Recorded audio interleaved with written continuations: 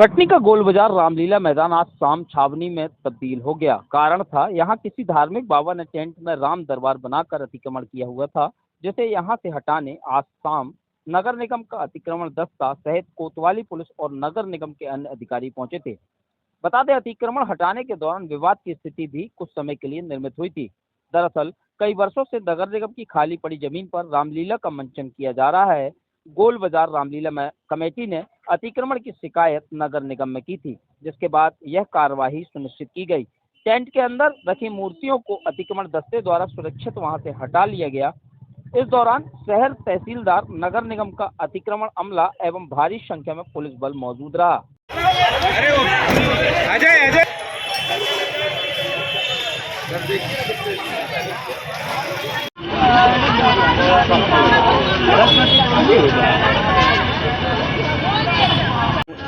ये रामलीला समिति द्वारा स्थल पे राम दरबार रख के अतिक्रमण की शिकायत काफ़ी समय से प्राप्त हो रही थी, जिसे आज राजस्व विभाग, नगर निगम एवं पुलिस प्रशासन द्वारा संयुक्त रूप से हटाए जाने की कार्रवाई की गई है। शेष आपको बाद में बताया जाएगा। यहाँ कितने सालों से मंदिर रहा? मंदिर कितने सालों से? ये अभी कुछ दो तीन महीने के अंदर ही रखा गया है, बिना किसी अनुमति के अवैधानिक रूप से रखा गया था। ये कोई स्थानीय लोग हैं, बाबा जी बोलते हैं, बाबा जी करके बोलते हैं। तो कार्रवाई की जाएगी इसका। शैलेंद्र प्यासी, नगर निगम कटनी। सर, क्या कुछ कार्रवाई चल रही है?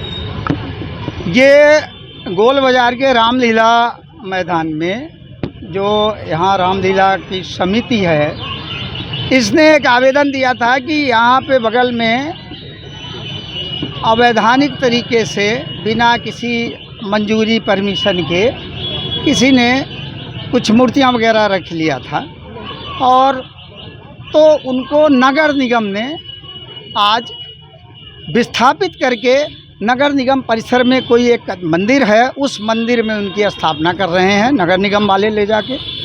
और इसी के परिप्रेक्ष्य में हमें यहाँ आना पड़ा ताकि किसी प्रकार की परेशानी भंग ना हो, इसलिए पुलिस और हम यहाँ उपस्थित रहे इस कार्यवाही में, नगर निगम की कार्यवाही में।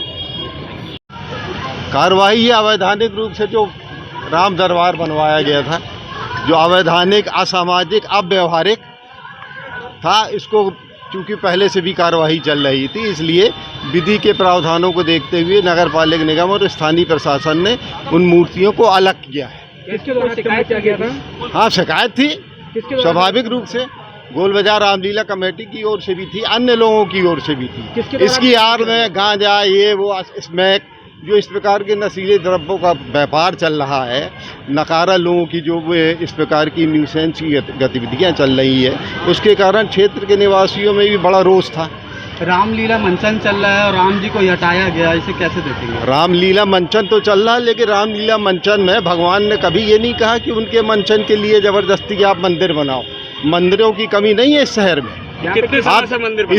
इसी मैदान में केवल यही भर नहीं, इसके अलावा शंकर जी हो गए, शनि महाराज हो गए, इस प्रकार से उस तत्व ने, असामाजिक तत्व हम कहेंगे, जिसका केवल काम ही अतिक्रमण करना है पूरे शहर में। को स्थापित किया गया था यहाँ? 3-4 मूर्तियों को स्थापित किया। किसके द्वारा सर अतिक्रमण किया गया था यहाँ पर? अभी हमको कहने की जरूरत नहीं, आप सब जानते हैं।